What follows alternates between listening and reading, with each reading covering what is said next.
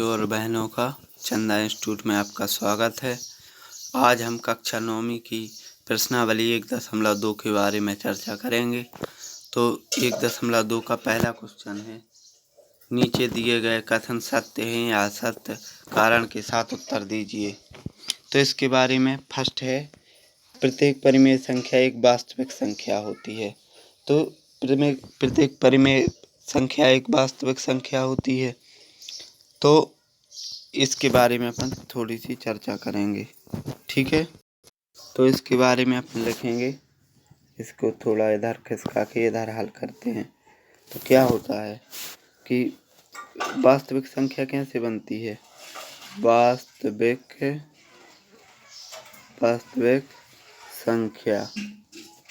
संख्या बराबर होता है परिमेय संख्या प्लस अपरिमेय संख्या। तो इन दोनों से मिलकर बनती है वास्तविक संख्या। जब इन दोनों से मिलकर बनती है तो इस तरह से आपकी हो जाएगा कि ये कथन हो जाएगा आपका कि ये कथन सत्य है, ठीक है। अब ये कथन सत्य है, पहला कथन आपका सत्य हो जाएगा, ठीक है। अब दूसरी स्थिति देखते हैं इसके सेकंड में। इससे ये फर्स्ट हो गया आपका। अब ये सेकंड, संख्या रेखा का प्रत्येक बिंदु m के रूप √m के रूप में होता है, जहाँ m एक प्राकृतिक संख्या है। तो √m के रूप में होता है तो m प्राकृतिक संख्या है। इसको थोड़ा हल करके देखते हैं। तो जैसे √1 लिख लेंगे, 2 लिख लेंगे, 3 लिखेंगे, 4 लिखेंगे। तो जैसे 1 का तो 1 आ जाएगा, √2 का नहीं आ सकता, 3 का नहीं आ सकता, 4 का 2 आ जाएगा। तो इस तरह से ये क्वेश्चन आपका असत्य हो जाएगा, क्योंकि सारी जो √ वाली संख्याएं होती हैं, जो प्राकृतिक संख्या होती है, वे सभी नहीं हो सकती। तो जैसे आपकी ये तो हो गई, ये हो गई, लेकिन ये दोनों तो नहीं हुई। तो इस तरह से ये आपका क्या हो जाएगा, ये आपका हो जाएगा असत्य है, दूसरा हो जाएगा असत्य है। अब आता है आपका तीसरा, प्रत्येक वास्तविक संख्या एक अपरिमेय संख्या होती है। तो जैसे आपने पढ़ा था कि कोई सभी वास्तविक संख्या अपरिमेय नहीं हो सकती है। जैसे 1 है, 2 है, तो इसको √ करेंगे, 3 को √ करेंगे, 4 को करेंगे, तो देखो 1 का 1 निकल आया, 4 का 2 निकल आया।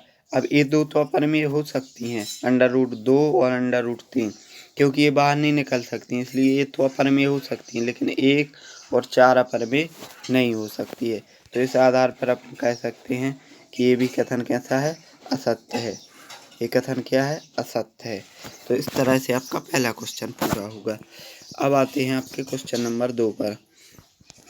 तो क्वेश्चन नंबर जो 2 है, इसमें लिखा है कि क्या सभी धनात्मक पूर्णांकों के वर्गमूल अपरिमेय होते हैं, यदि नहीं तो एक ऐसी संख्या का वर्गमूल का उदाहरण दीजिए जो अपरिमेय संख्या है।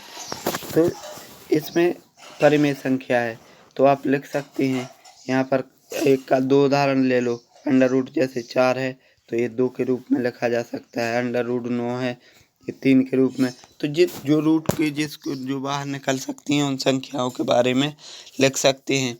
तो ये क्या है, ये तो सब क्या हो गई, ये परिमेय हो गई, ठीक है। तो इस तरह से ये आपकी परिमेय संख्याएं हो जाएंगी। तो इस तरह से आप नहीं लिख सकते हैं, ठीक है।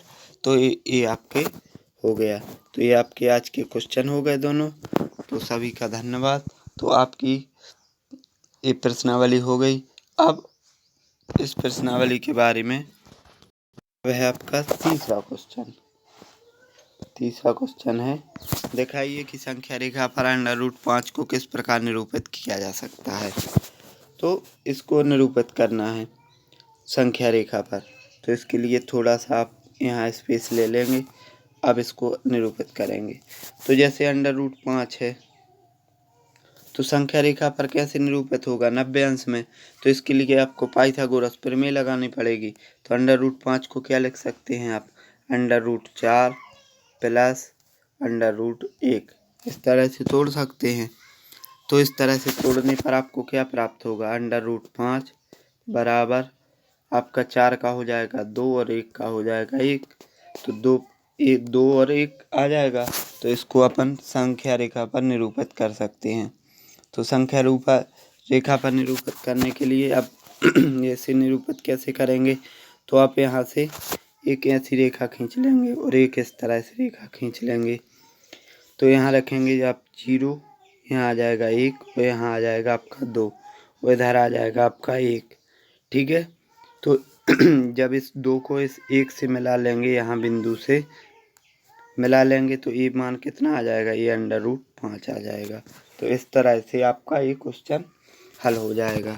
ठीक है, तो ये क्वेश्चन आपका हल हो गया।